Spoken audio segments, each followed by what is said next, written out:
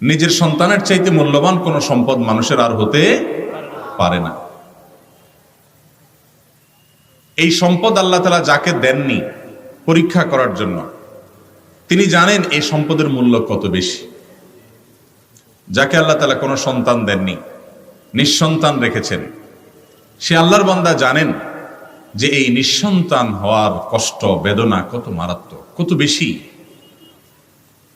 আর যাদেরকে আল্লাহ তাআলা এই সন্তান দিয়েছেন, এই নেয়ামত দিয়েছেন, সন্ততি দিয়েছেন, তারা এই নেয়ামতের যদি সদ্ব্যবহার না করেন, এই নেয়ামতের যদি যথাযথ কদর না করেন, তো আল্লাহ রাব্বুল আলামিনের কাছে এর জন্য জবাবদিহি করতে হবে। আমরা আমাদের দেশে সাধারণত একমুখী ওয়াজ শুনে অভ্যস্ত, আর সেটা হলো বাবা মায়ের অধিকার, বাবা মায়ের হক।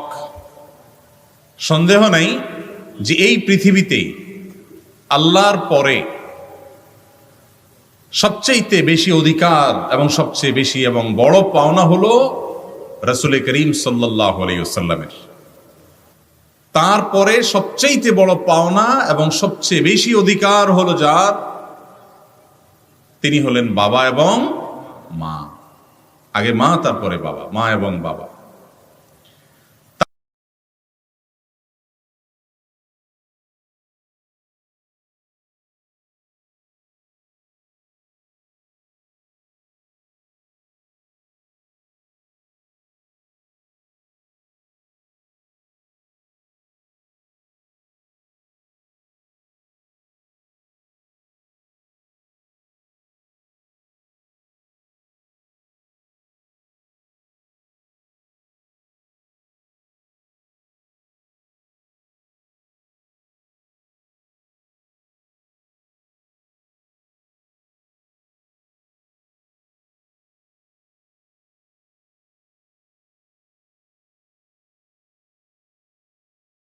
যদি বারে বারে ঈশ্বরে প্রেম তোমায় কাঁদায়, তবে প্রেমিকা কোথায় আর প্রেমী বা কোথায়?